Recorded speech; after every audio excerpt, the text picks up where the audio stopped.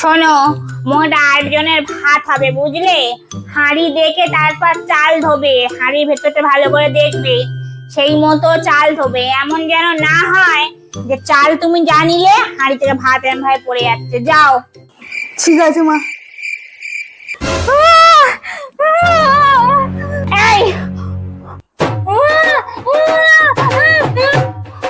না, ঘাটের মরা, ছাড়ো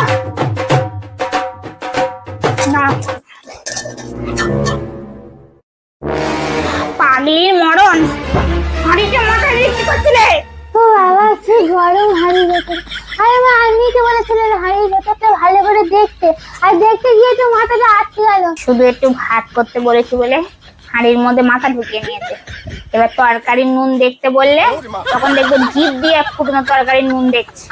দরকার নেই, তোমার রান্না করতে হবে না, তুমি গিয়ে সোজা শুয়ে পড়ো।